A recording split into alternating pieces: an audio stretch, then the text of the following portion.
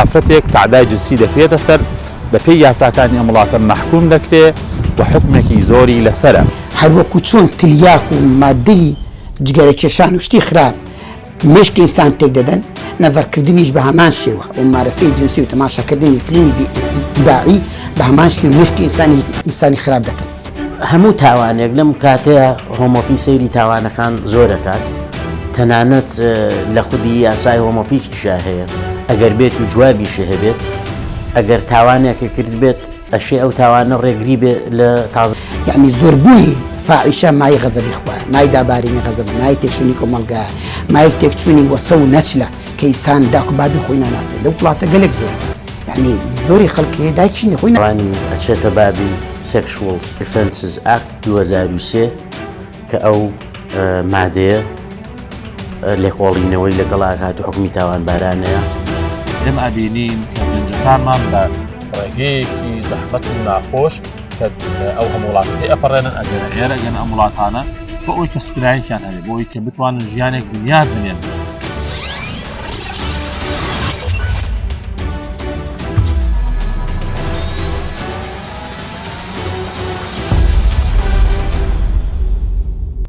بەناوی خوای بەخشندەی میهرەبان، برایان و خوشخانی بەڕێز، سڵاو و ڕەحمەتی خوای پەروەردگارتان لێبێ لە هەر شوێنێکن.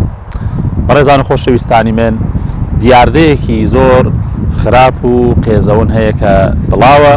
و بەداخەوە بە تایبەتی لەناو ئەو گەنجانەی کە تازە دێنە ئەم وڵاتە و پەنابەر،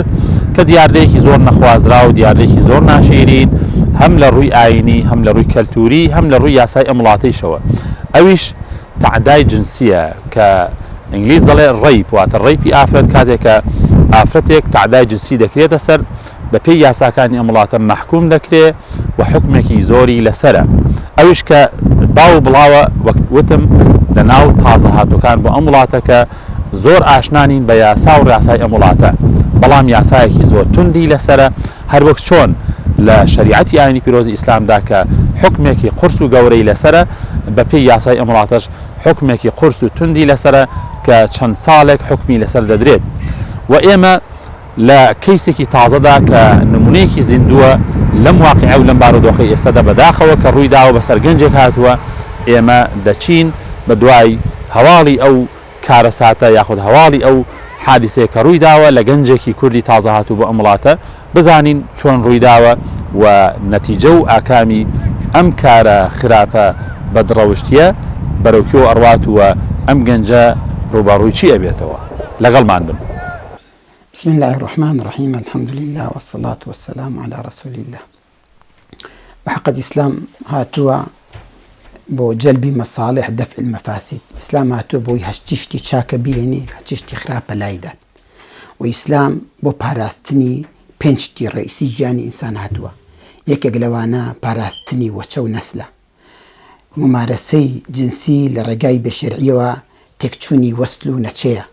وەیەکێکە لە نیشانە خراپەکانی ڕۆژی قیامەت کە ئەولادی زینا زۆر دەبێت لە بەرچی لە بەرەوەی کە ممارەسەی غەیرە شەرعی زۆر دەبێت. بۆی خوای میهرەبان لە سوورەتی نوردا زۆر بە جوانی ئاماژەی پێکردو دەفەرمێت وقل للمؤمنات يغضضن من أبصارهن، حتى وشەکان پیتەکانی خوای میهرەبان ئەوەندە بە قورسی بەکاری هێناون لەبەر گەورەی و قورسی ئەو تاوانە گەورەیە. دەفەرمێت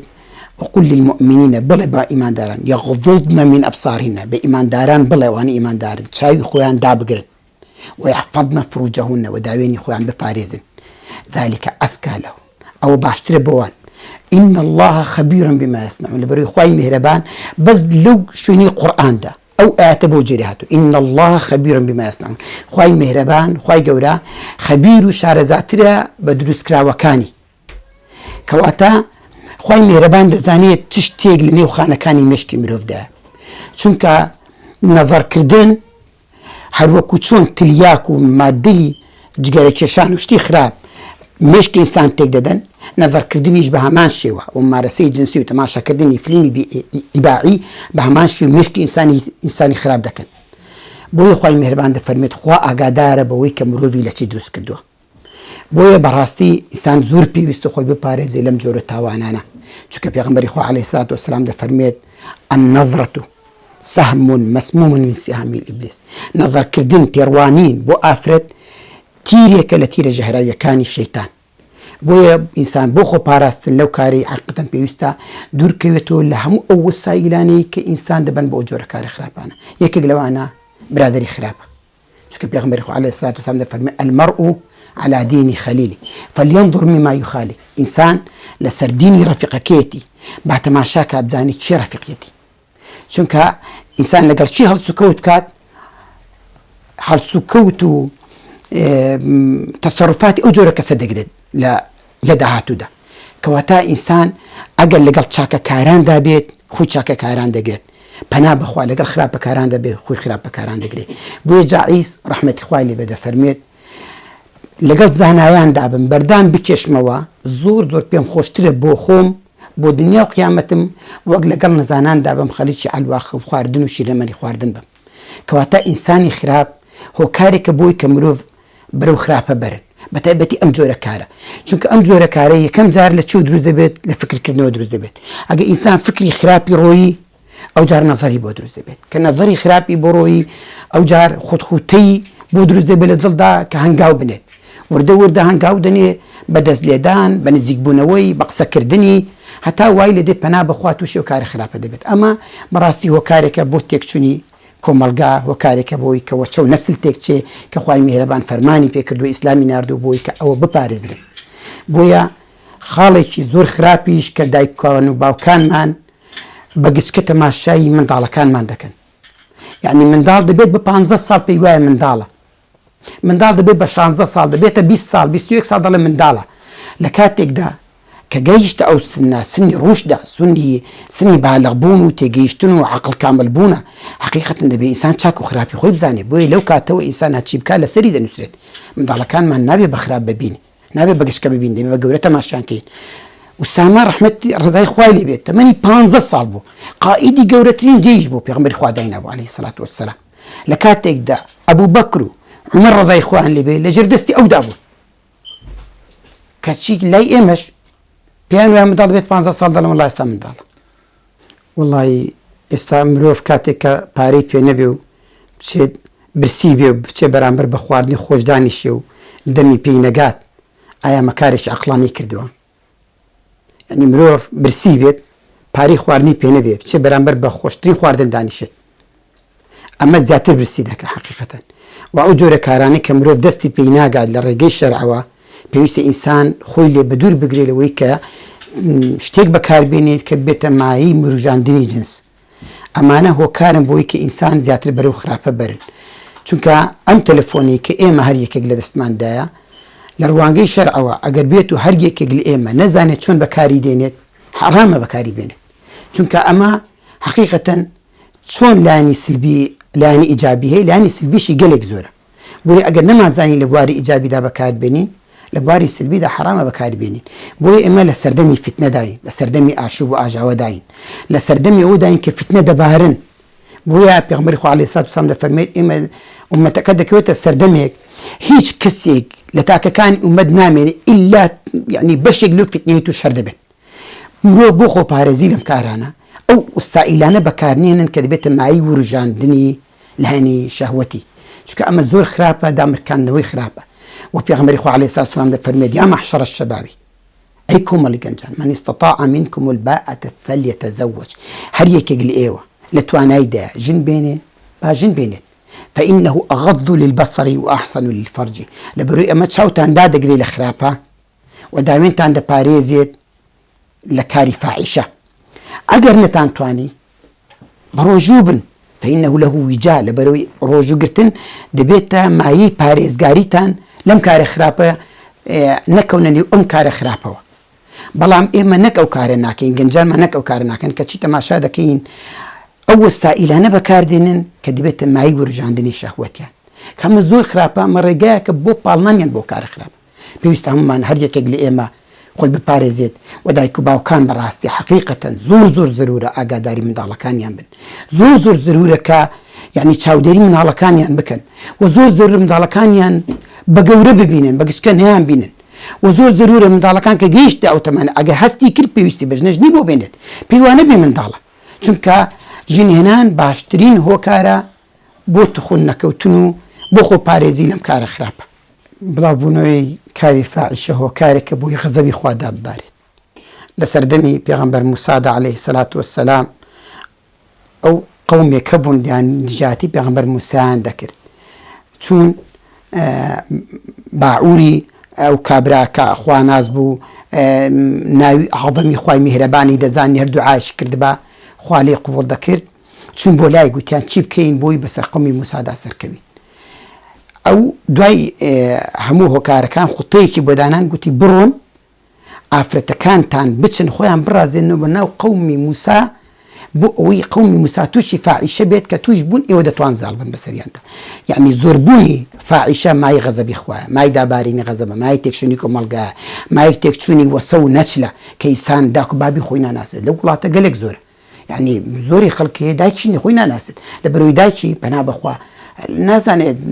لە مەیخانەیەک چی کردووە و دوای منداڵی دەبێت لە خستخانە بەجێ دەڵێت باوکی خۆی ناناسێت ئەگەر دایکی خۆی بناسێت کەمە مای تێکچوونی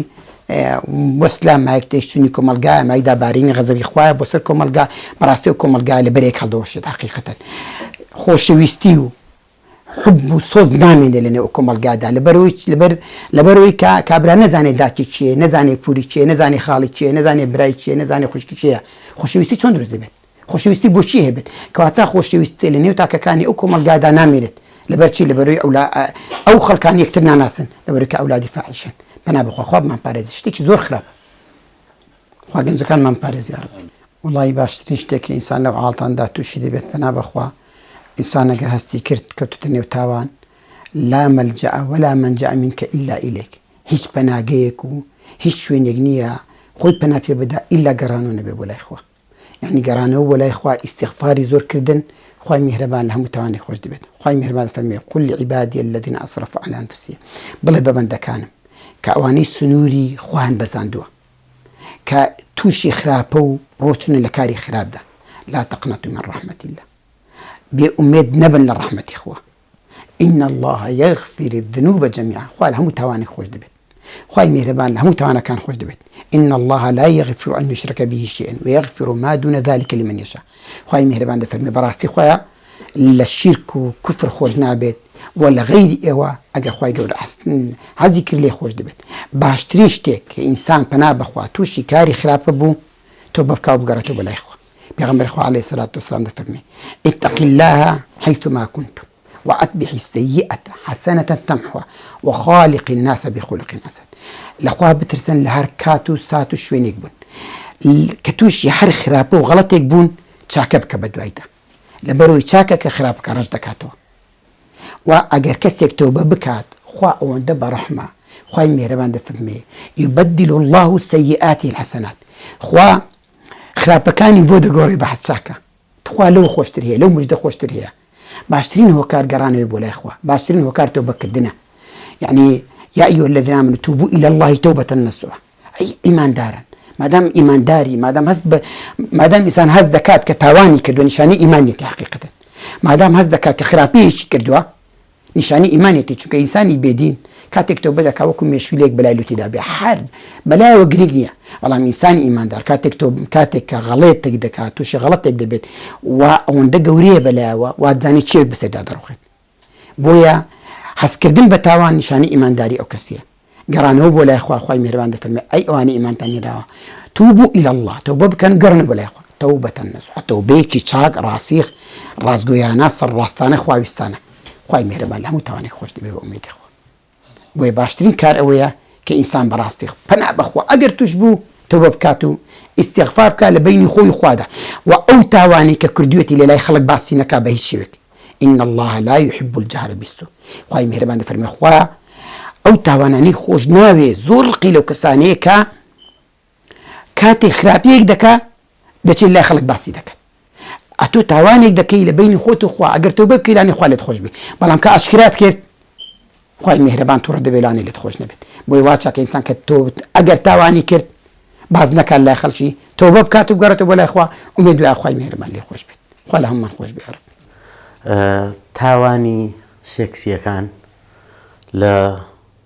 تاوانی ئەچێتە بابی Sexual Offences Act 2003 کە ئەو مادەیە لێکۆڵینەوەی لەگەڵ ئاکات و حکمی تاوانبارانەیە هەستەکەم کە ئەو تاوانە گەورەکانن حکمێکی زۆری ژەخوات لە سنتەنسن گایدلاینمان هەیە ئەو گایدلاینانەی ئەو ئامۆژگاریانەی کە پێمانەڵێن چۆن ئەم کەسانە حکومە درێن لە 5 ساڵەوە دەست پێەکە هەتا 15 ساڵ. قەزیەی تاوانە سێکسیەکان با بڵێن قەزیەی ڕێیب تەمەن ناخوێنێتەوە لەبەرەوەی لە وڵاتەیە لە تەمەنی 10 ساڵیەوە شمولی عقوبە ئەەکەی ئەگەر بێت و تاوانێک بکەیت، یعنی لە 10 ساڵیەوە مستعیدی کە یاسا لێو کۆڵێتەوە ئەگەر تاوانێ بکەیت، کەواتە تەمەن ئەو باریەیە نابێت، ئەو بربەستە نابێت لەوەیە کە حکومەکەی زیاد بکات یا زیان نەکات. خۆی یاسای تاوان ئەبێت یاسای تاوان خۆی ئەڵێ beyond reasonable doubt، یعنی هیچ گومانێکی تیا نەمێنێت کە ئەو کەسە تاوانبارە، ئەبێ هیچ گومانێکی تیا نەمێنێت کە ئەو کەسە تاوانبارە. کەس ناتوانێت بەبێ بەڵگە کەسێک تاوانبار بکات. بەڵام تاوانی ڕێیب ئەکرێ بە 3 بەشەوە، کاتگری ئەیمان هەیە، کاتگری بیمان هەیە، کاتگری سیشمان هەیە، یعنی 3 کاتگرین. کاتگری یەکەمیان بڵین بەشی یەکەمیان لەگەڵ بەشی دووەمیانە ئەوە هەرە بەشە زۆرەکانن کە ئەکرێت بۆ نمونە ئەو تاوانە ئایا ئەو کەسە سەرخۆش کراوە، ئایا ئەو کەسە چووتەتە ماڵی ئەو کەسەوە بە زۆر، ئایا ئەو کەسە نەخۆشیەکی دەرونی هەبووە تۆ ئیسبادە و لەو نەخۆشیە دەرونی و لەو بارە ناهەموارەی ئەو کەسە کردووە بە هەلە قۆزیوەتەوە کە ئەو تاوانە سێکسی بەرامبەرکەی ئایا حامیلە بوون یا گواستنەوەی نەخۆشیە، بڵین ئەو نەخۆشیانەی کە لە ڕێی سێکسەوە بڵاوە نەبوو، ئایا تۆ ئەوە گواستۆتەوە بۆ ئەو کەسەی کە ئەو کارە و ئەنجام بەرامبەر ئەنجامیاوە. بەتایبەت ئەو کەسانەی کە لە ژێر تەمەنی مناڵیەوەن حکومەکان زیاترەکە هەموو ئەم فاکتەرانە سەیر ئەکرێت لەو لە کاتی حکومانەکە یا سەیری هەموو بەڵگەکان ئەکرێت. بەڵگەی دۆکیومنتاری هەیە، بەڵگەی ڕسم هەیە، هەروەها بەڵگەی توبیشمان هەیە کە لێکۆڵینەوەیان لەسەر ئەکرێت و لەسەرەوانە حکومە درێ. جاری وایە لێکۆڵینەوەی تاوانی سێکسی ماوەیەکی زۆر ئەخایەنێ هەتاوەکو ئەبێت لە 99.9 ساغ بێتەوە کە ئەو کەسەوە تاوانەی کردووە. بۆ هەموو تاوانێک وەک وتم لە ئەسنای هەموو تاوانێکە کە لە دادگایە بناقەشە ئەگرێ هۆکاری باشمان هەیە کە پێیان ئەڵێن mitigating factors و هۆکاری خراپیشمان هەیە کە پێیان ئەڵێن aggravating factors. ئەگەر بێت و یەکەم جاری شێبێ بۆ تاوانی سێکسی یەکەم جار و دووەم جار ناخوێننەوە لەبەرەوەی یەکێکە وەک وتم لە تاوانە گەورەکان و یەکێکە لە تاوانە خێزەونەکانیش هەم یاسا و هەم خەڵک و هەم تەنانەت کەسانی دەوروبەری خۆشی بە شێوازێکی تر سەیرەکەن. هەموو تاوانێک لەم کاتەیە هۆمۆفی سەیری تاوانەکان زۆرەکات، تەنانەت لە خودی یاسای هۆمۆفیسکیشا هەیە ئەگەر بێت و جوابیشی هەبێت، ئەگەر تاوانێکە کرد بێت ئەشێ ئەو تاوانە ڕێگری بێ لە تازەکردنەوەی جوابەکەەوە، ئەگەر جنسیەوە هەبێ ئەشێت ئەو تاوانە ڕێگری ئەوە بکا کە دەرێکەنە دەرەوە لە وڵاتەیە. کەواتە تاوانکردن بە تایبەتی ئەم تاوانە گەورانە چما تاوانە سێکسیەکان کە وەک وتم تاوانێکی قێزەونە بە دڵنیاییەوە تەکی دەکاتە تەرکیزە تەسیرەکاتە سەر جواب و دواخستنی مستەقبەل و لە هەموو ڕوویەکەوە کاریگەریەکی خراپیە بێتە سەرت. هێنانەوەی خەڵک زۆر ئاسانە لە وڵاتێکەوە بۆ وڵاتێک، بە تایبەتی لە وڵاتی ئەمەیە کە ئێستا پەیوەندیەکان هەن لە بینی حکوومەتی هەرێمی کوردستانی و حکوومەتی بەریتانیایە، بە تایبەتی تاوانە گەورەکان ئەگەر کەسێک لێرە بیانەوێ بیێنەوە بۆ ئێرە زۆر ئاسانە کە لە کوردستانەوە بیێنەوە بۆ ئێرە. بۆ نمونە بە تایبەت تاوانە گەورەکانیش تاوانێکی وەکو ئەو تاوانە سێکسیانە وەکو ڕێیب ئەگەر بێت و ئایلەی ئەو کەسە زەختێکی زۆر لەسەر حکوومەتی ئێرە بکەن بە دڵنیاییەوە ئەو کەسە لە کوردستانیش بەهێنەوە بۆ ئێرە کە ڕوبەڕووی دادگا و سزای خۆی بێتەوە. هیوادارم هەموو گەنجێک خۆی پارێزێ لە هەموو تاوانێک بە تایبەتی تاوانە گەورەکان، پەنانە بەنەبەر زۆر شت، پەنانە بەنەبەر زۆر وەعد و تێکەڵبوونی کەسانێک کە سوورەزانن ئەمانە پلانێکیان بەدەسەوەیە هەنێشت هەیە یعنی ناچێتە عەقڵەوە کە ڕاست بێ دوای ئەو شتانە مەکەون هەنێ وەعد هەیە کە یەکێ وەعدێکتان پێەیە ئەو وەعدە زۆر ئاستەمە کە ڕاست بێت ئیتر ئەم وەعدە ئایا ئافرەتێک پێت بە یا ئایا لە کەسێکەوە وەعدێکە پێ با میتینێک بێ چوونە شوێنەیەک بێ ئەبێ گەنجان زۆر وریای خۆیان بن بۆی دوور بن لە هەموو تاوانێک بە تایبەتی تاوانە گەورەکان وەک پێم وتی لێکۆڵینەوەیەکی زۆرەکرێ خەزایی ئەم تاوانی ڕێی هەروە ئاسانیە کەسێک بڵێ وەڵام من فلانە کەس ڕێیپی کردوم و یەکسەر بێن فلانە کەس بگرن و بیخەنە سژنەوە لێکۆڵینەوەیەکی تەواوی لەسەرەکرێت چەندین کەسمان بینیوە کە ئافرەت بە درۆوە و توێتی فلانە کەس بۆی فرێندەکەم مێردەکەم یا هاوڕێیەکم بە زۆر سێکسی لەگەڵا کردوم و ڕێیپی کردوم لە لێکۆڵینەوەکانە وا دەرکەوتووکە و ئافرەتە درۆکە تاوانێکی خستۆتە ملی کەسێکە و کاتە عکس بۆتەوە ئافرەتەکە خۆی سجن بوو. بەڵێ بەڕێزان و خۆشەویستان ئێمە لە بەدواداچووندا بۆ ئەو بابەتە کە بەداخەوە کە گەنجێکی تازە هاتوو بۆ ئەم وڵاتە تووشی ڕووداوێک بووە لەو ڕووداوانەی کە بووە بە گرفت و کێشەیەکی گەورە بووی ئێمە ئەمانویست کە بچین لە ماڵەوە لە زمانی هاوڕێکەی خۆیەوە کە هەواڵی پێدا بووین چیرۆکەمان بۆ باس بکات حادیسەکەمان بۆ بگێڕێتەوە بەڵام لەبەر سەلامەتی و لەبەرەوەی کە تا ئێستش ڕۆژانە پۆلیس مراقەبەی ئەو ماڵە ئەکەن پۆلیس ڕۆژانە دەچن بۆ ئەو ماڵە بزان ئەو کەسەچی بەسەر هاتووە نەماتوانین بچین و هەم بۆ پاراستنی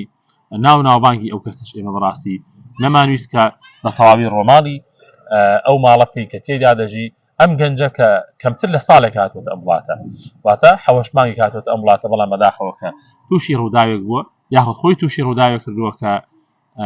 بەڕێی حسابە واتە تعدای جنسی لە کچێک کردووە کە ئەو کچە خواری تەمەنی 18 ساڵە ئەوش بەپی هەموو یاساکانی ئەم وڵاتە کە شکاندنی یاسایە و حکمێکی تند و گەورەی لەسرە بەداخەوە ئەم گەنجە ئێستا بەپێی قسەی هاوڕێکی کە قسەمان لەگەڵ کردووە دیارە ئەم وڵاتەشی بەجێ هێڵاوە لەم وڵاتە نەماوە چونکەم هەم باوکی کچەکە کە سوکاری کچەکە زۆر تووڕەنلی و بەدوای تا ئەگەڕێن و لەگەڵ ئەوەشدا کە پۆلیسی ئەم وڵاتە ڕۆژانە بەدوایدا دەگەڕێ و لە هەر شوێنێک بگیرێ ئەبێ بچێتە مەحکەمە و حکمێکی قورسی لەسرە و ئەگەر قەزیەکە گەورە بێ یاخود کە سوکاری کچەکە ئەگەر زۆر داکۆکی بکەن یاخود زۆر بەدواداچوون بکەن زۆر سوور بن لەسەر ئەم شکایەتی کە کردویانە لەم کوڕە ئەتوانن بە پۆلیسی ئەنتەرپۆڵ ئەم گەنجە لە هەر وڵاتێکی ئەم دنیای بێ بیدۆزنەوە و بهێننەوە بۆ ئێرە ئەمە ئەومان پێ ئەڵێ کە ئەو گەنجانەی تازە دێنە ئەم وڵاتە نابێ بەڕاستی خۆیان تووشی حاڵەتێک بکەن تووشی ڕووداوێ بکەن کە ژیانی خۆیان تێک بدەن لە کاتێکدا کە ئێمە ئەبینین کە گەنجەکانمان بە ڕێگەیەکی زەحمەت و ناخۆش کە ئەو هەموو وڵاتە تێ ئەپەڕێنن ئەگەنە ئێرە ئەگەن ئەم وڵاتانە بۆ ئەوی کە سوکرایەکیان هەبێ بۆ ئەوی کە بتوانن ژیانێک بنیاد بنێن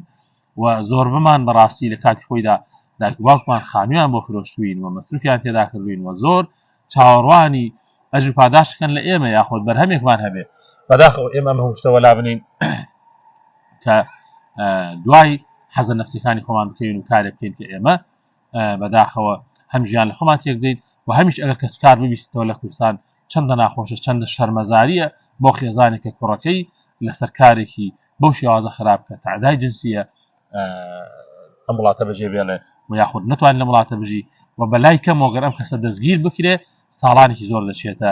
زیندانەوە بەداخەوە کە زیندانەکانی ئەم وڵاتە خەڵکێکی گەنجێکی زۆری تێدان و کوردی ئێمەش بەری نییە وێ بەشتیە لەو کەسانەی کە لەسەر ئەم حاڵەتانە گیراون و لە ڕۆژنامە و جەریدەکانش بڵاو ئەکرێنەوە کاتێک کە پیان ئەزانن و فەزح ئەکرێن لە ناو خەڵکە و لە هەواڵەکان بڵاو ئەکرێنەوە کە بە وازحی ئەنووسێکە ئەم گەنجە بە بۆنەی ئەم کارە خراپەیەوە کە کردوێتی کە تعدای جنسیە بە تایبەتی ئافرەتی تەمەنی خواری 18 ساڵ ئەم گەنجە تووشی کێشە بوو بەپێی یاسای وڵاتە حکم ئەدرێت لەگەڵەوە کە بەپێی یاسای وڵاتەکە کارێکی زۆر خراپ و خێزەبوون و ناشرینە و حکمێکی قورسی لەسەرە لەگەڵ ئەوەشدا بەڕاستی لە ڕووی شریعەتی ئاینی پیرۆزی ئیسلامیشەوە ئەم بابەتە یاخود ئەم حاڵەتەکە دەستبردنە بۆ ناموسی خەڵکی و یاخود تعداکردنی جنسیە ڕؤیای شەرع لەسەری حکمێکی قورس و گەورەی هەیە ئێمە بۆ ئەم بابەتە ئەچینە لای مامۆسایی بەڕێزی ئاینی بزانین ڕؤیای شەرع و یاخود حکمی شەرعی چیە لەسەر بابەتە بە هەمان شێوەش لە کەسێکی یاساناز دەپرسین ئایا بە حکمی یاسای ئەم وڵاتە ئەو بابەتە ئەو قەزەیە لە چ ئاستێکدایە لەگەڵمان بن ئێمە بە دوواداچوونی تەواو دەکەین. بەڵێ بەڕێزان و خۆشەویستان بەپێی ئەو بە دوواداچوونەی کە ئێمە کردمان لەسەر ئەم بابەتە لەسەر ئەم قەزیەیە کە ڕوویدا و بەسەر گەنجێکی تازە هاتوو بۆ ئەم وڵاتە وەکو پەنابەر بەداخەوە کە ئەو تاوانەی دیارە بەسرە سەپێنراوە بۆیە لەم واقعەیە ئەم هەڵهاتووە ڕای کردووە تەنانەت وڵاتەکەشی بەجێ هێڵاوە بەڵام ئەوە بزانن گەنجە خۆشەویستەکان ئەگەر ئەم وڵاتە بیانەوێ بە پۆلیسی ئەنتەرپۆڵ ئەتوانن لە هەر شوێنێکی ئەم دنیاە بن ئەگەر قەزیەکە گەورە بێ بتێنەوە بۆ ئەم وڵاتە بۆ ناو بەریتانیا بۆیە خۆتان بپارێزن وەکو گوێتان لێبوو کە مامۆسای ئاینی و پارێزەری یاسایی ئەم قەزیان محکوم کرد هەم لە ڕووی شەرعەوە کە حرامە و ڕێگە پێدراو نییە تاوانێکی گەورەیە و تەنانەت خوای پەروەردگار غەزەبی خۆی ئەڕژێنێ بەسەر ئەو مجتەمع و کۆمەڵگەیە کە فەساد کە خراپەکاری فاحیشەیتیا بڵاو ئەبێتەوە و بە هەمان شێوەش یاسا دنیایەکانش ئەو قەزیانە محکومەکات و قەزەیەکی زۆر خراپ و کێزەونە کە بە زۆر ناشرینی سەیری ئەکرێت لە وڵاتە و حکمشی لەسرە لە 5 ساڵ هەتاوکو 15 ساڵ بە پێی تاوانەکە بە پێی تەمەنی کەسەکە بە پێی تەمەنی بەرامبەرەکە کە تعدای جنسی ئەکرێت دەسەر و ئەشکرێ جاری وایە کە وەک عەرزم کردن گەنجە تازە هاتووەکان لە یاسا و ڕێسای وڵاتە شارەزانین بەڵام ئافرەتێک هەڵیان ئەلەخەتێنێ و کاری فاحیشە و خراپەکاریان لەگەڵەکە بەڵام دوا بە دوای ئەوە تۆمەتیان بە دروستەکە کە گوایە بە زۆر تعدای جنسی لێکردوون ڕەیپی کردوون لە بری ئەوان کە تعویز وەرەگرنەوە لە حکومەت لە دەسەڵاتی ئەم وڵاتەکە مەبلەغی پارایان پێ ئەدرێ بۆیە وەکو ئیشوکار و پیشە ئەوان خەڵکی توش ئەکەنەوە دوایش تووشی گرفت و کێشەی یاساییانەکەن و لە هەمان کاتیشدا جاری وهەیە کە کێشە ئەکەوێتە بینی ئەو کچ و کوڕانەوە کە بە خواستی خۆشیان بە یەکەون بەداخەوە کە یاسا هەر پشگیری ئەو ئافرەتانە ئەکا کە بڵێ بە زۆر مەمارسەی جنسی لەگەڵا کردووم بەو شێوازە کەسی بەرامبەر هەم محکومە بێ و تاوانبارە بێ ئاگادار بن خۆتان پارێزن چونکە هەدەف و ئامانجی ئێمە هاتنمان بۆ ئەم وڵاتە بەڕاستی دواکەوتنی نەفسمان نییە بۆ نەهاتوین کە نەفسمان تێر بکەین ئەوەی کە لە حرام هەیە بەدیل هەیە کە ئەتوانی بە حەڵالیش دەستمان بکەوێ خۆتان بگرن سات و کاتێکی کەمە چەند ساڵێکە هەتاکو سابدە بن جێگرە بن لە وڵات هەیە ئەتوانن کە بوون بە خاوەنی ئیقامە و مافیمانەوە بە ئاسانی خێزان پێکەوە بنێن ئەگەر لێرە بوو لێرەش نەبوو لە وڵاتی خۆمان ئەتوان بە ئاسانی ئافرەتێکی پاکی داوێن پاکی ڕەوش بەرز بکەن بە هاوسەر و بە شەریکی ژیانی خۆتان و ئێوەش دوورکەونەوە لە فاحیشە و لە خراپەکاری و دڵنیابن ئەگەر خوای پەروەردگار بتپارێزێ لەوەی کە ئێستا چەند نەخۆشینێک هەیە لە ڕێگەی ممارسە جنسیەوە کە تووشی خەڵکە بێ ئەگەر تووشی ئاوڵەی مەیمون نەبی تووشی نەخۆشینی ئایدز نەبی ئەگەر تووشی نەخۆشینی پێست نەبی کە لە ممارسە جنسیەوە گوازرێتەوە ئاگادار بە ئەگەر تووشی کێشەیەکی یاسایی ببی فەزح ئەبی لە ناو خەڵکە بە پێی یاسای ئەم وڵاتە حکم ئەدرێی و تۆ تەمەنی گەنجێتیر کە بەڕاستی گەنجینەی ژیانی تۆیە گەوهرێکە لە ژیان تا ئەو تەمەنە محدودەی کە لە تەمەنی گەنجتیا بەسەرێ بێت ئەبێتۆ لە سژنەکان لەگەڵ معتاد و قمارکەر و پیاوکوژ و خراپەکارەکانە بیبێتە سەر ئاگادار بە ئومێد دەکەم کە ئێمە سوودێکمان بە ئێوە گەیان دەبێ و ئێوەش لەلایەن خۆتانەوە بیگێنن بە تایبەتی ئەو گەنجانی کە تازە هاتوون کە لە قیمەی حەز و خۆشی و ئارزوەکانان هەوڵ بدەن کەتمی بکەن هەوڵ بدەن بە ڕێگەیەکی دروست ئەو حەزانە ممارسە بکەن ئەوی ئەتوانێ ژن بێنێ ئەوەشی ناتوانێ خۆی بپارێزێەوە بە ڕۆژوو بێ وەک پێغەمبەری ئەکرەم عەلەیهی سەڵات وسەلام کە ئامۆژگاریمانەکە دوورکەونەوە لە خەڵکی خراپ دوورکەونەوە لەو ڕێگانەی کە ئەتان بن بەرەو فاحیشە و خراپەکاری و زینا لەبەرەوەی کە توش نەبن چونکەم ئێمە هەمومان کۆمەڵە خەڵک چاوەڕوانمانە ممکنە باوکو و دایکی محتەرەمی بەڕێزی هەرێکێکمان لە کاتی خۆیان خانوویان بۆ فرۆشت بێتین قەرزیان بۆ کردی بێتین هەتا ئێمە گەشتوونێتە ئەم وڵاتە بۆیە چاکەی دایک و باوکمان بەو شێوێ نادرێتەوە کە خەبەری خراپەی ڕۆڵەکانیان بزان و ئەوان شەرمەزار بن بەڕاستی چاکەی ئەوان بەوە ئەدرێتەوە کە ئێمە چەندە چاک بین چەندە ئێمە کەسێکی سەرکەوتوو بین لە ژیاندا چەندێک کەسێک بین خۆمان بگرینەوە لە خراپە و خراپەکاری و کەسێکی چاکخواز و کەسێکی مصلح بین و هەم خوا پێی خۆشە هەم خۆمان گەنجێکی سەرکەوتووە بین لە ژیانی خۆماندا و هەمیش کەس و کارمان دایک و باوکمان سەربەرزن بە چاکەی ئێمە ئومێد دەکەم سوودێکم پێگەیان دەبێتن بمیان بەخۆشی والسلام عليكم ورحمة الله وبركاته.